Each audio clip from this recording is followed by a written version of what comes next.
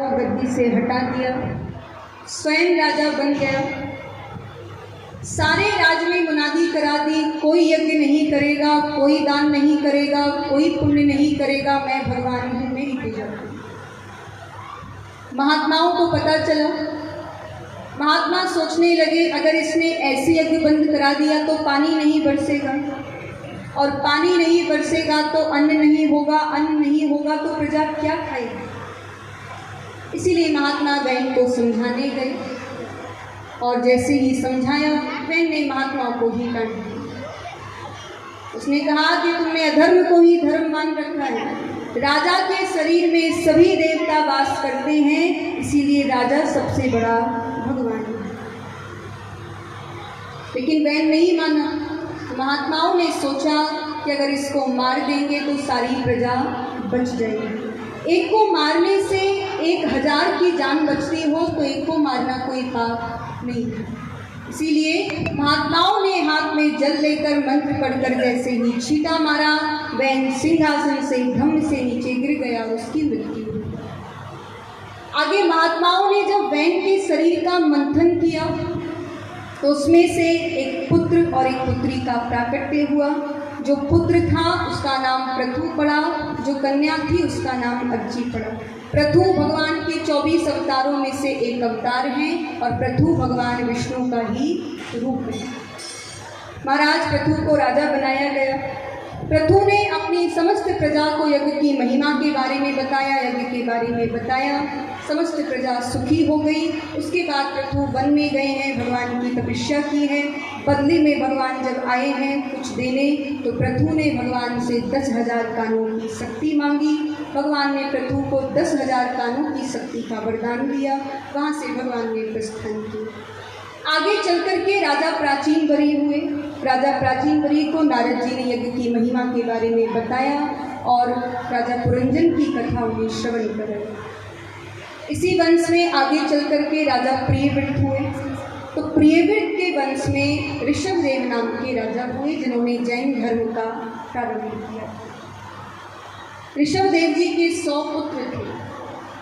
एक दिन वो सोचने लगे मेरे 100 पुत्र हैं, लेकिन अगर मैंने इनको उपदेश नहीं दिया तो इनका दोष हमको लगेगा। इसीलिए ऋषभदेव जी ने अपने 100 पुत्रों को बुलाया, समझाया। उन्होंने कहा कि देखो बेटा, ये शरीर केवल खाने मर जाने के लिए नहीं मिला है, इससे भगवान का भजन करना चाहिए और सदैव महापुरुषों का संग करना चाहिए।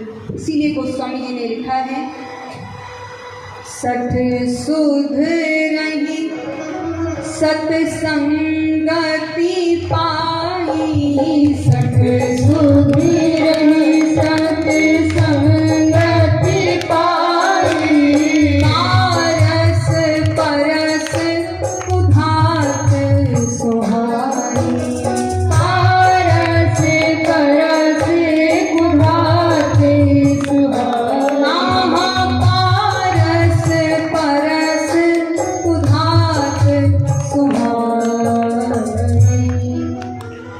तो जिस प्रकार से पारसमणि होती है, अगर आप पारसमणि को किसी लोहे से छुआ दो तो लोहा भी सोना बन जाता है।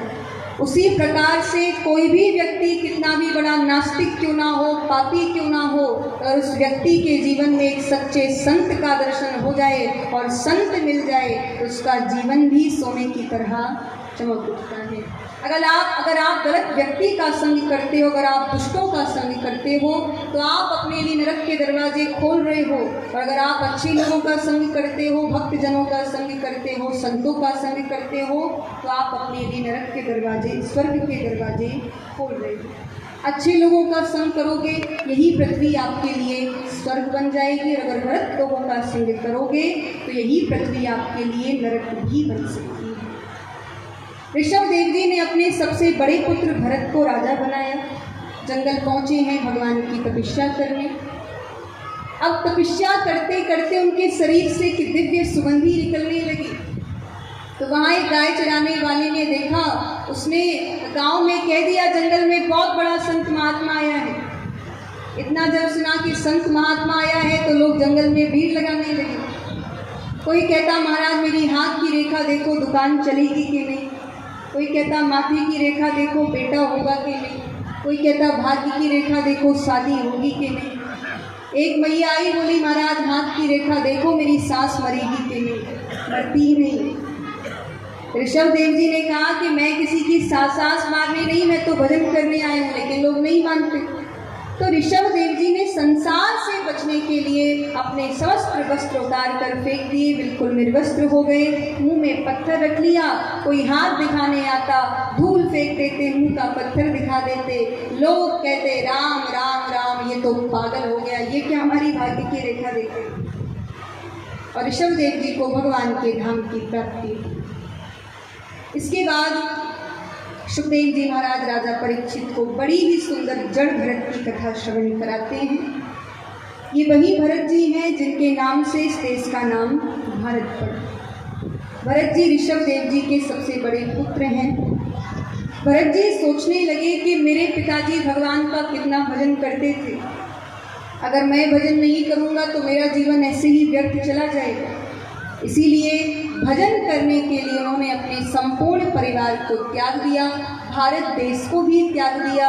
भरत जी भारत से नेपाल चले गए और नेपाल में जाकर के वो कंठ की नदी में कंठ भर खड़े होकर रोज 5000 मालाओं का जाप करते थे।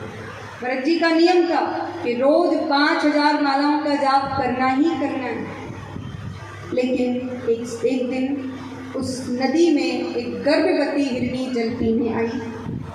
जल पी ही रही थी कि उसी समय जंगल में एक शेर ने जोर से दहाड़ लगा दी। हिरनी घबरा गई, उसने छलांग लगा दी। तो हिरनी के गर्भ में जो बच्चा था उसने बीच नदी में जन्म ले लिया और हिरनी का आगे जाकर के प्राणांत हो गया। बच्चा बहते बहते जा रहा था। भरत जी ने देखा तो सोचने लगे इस बहते हुए जीव की रक्षा करना मेरा परम धर्म है, इसकी रक्षा नहीं की तो इसका दोष हमको लगेगा, क्योंकि परहित सरिस धर्म नहीं भाई, पर पीड़ा सम नहीं अजमाई। किसी के काम जो आए उसे इंसान कहते हैं, पराया दर्द जो अपनाए उसे इंसान कहते हैं। तो मानवता के नाते भरत जी ने उस हिरण के बच्चे को अपनी गोद में उठा लिया, अपनी कुटिया में लेकर के आए। अब उसको खिलाते हैं, पिलाते हैं, नहलाते हैं, धुलाते हैं, बड़े ही प्रेम से उसको रखते हैं। तो जो समय भजन में था वो भी उन्होंने हिरण की सेवा में लगा दिया। तो दया धर्म है, उत्तमोत्तम धर्म है, श्रेष्ठ धर्म है, लेकिन दया मोह ना बन जाए उसका ध्यान रखना चाहिए।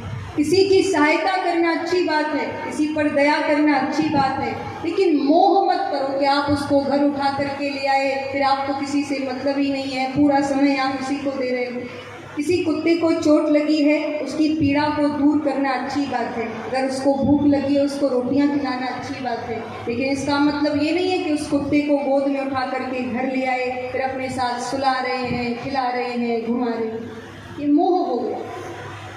भरत जी पहले 5-5 हजार मालाओं का जाप करते थे, लेकिन धीरे धीरे उन मालाओं की संख्या 500 हो गई, 500 से 250 हो गई, 250 से 150 हो गई, 150 से 50 हो गई, 50 से 25 हो गई, और अंत में केवल 5 मालाओं का जाप भरत जी करते हैं। वो भी ध्यान में आ गया तो कर लिया, वरना भूल गए।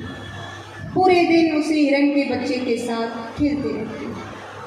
धीमे धीमे समय बीता, हिरण का बच्चा बड़ा हो गया। जब उसमें समझ आ गई, उसके सामने से हिरणों का झुंड निकला। उसने सोचा कि अरे मैं तो उस जाति का हूँ, मैं यहाँ कैसे आ गया।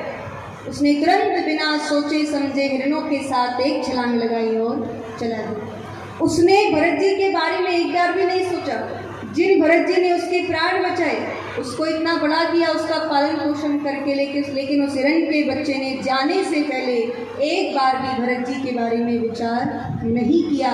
यही ये हम संसारियों के साथ होता है। हम अपने परिवार के लिए, जिससे हम प्रेम करते हैं, उसके लिए बहुत कुछ करते हैं, प्राण भी देने को तैयार हो जाते हैं, लेकिन वो जाने से पहले या छोड़ने से पहले एक बार भी हमारे बारे में नहीं सोचता, क्योंकि स्वार्थ पूरा हो गया।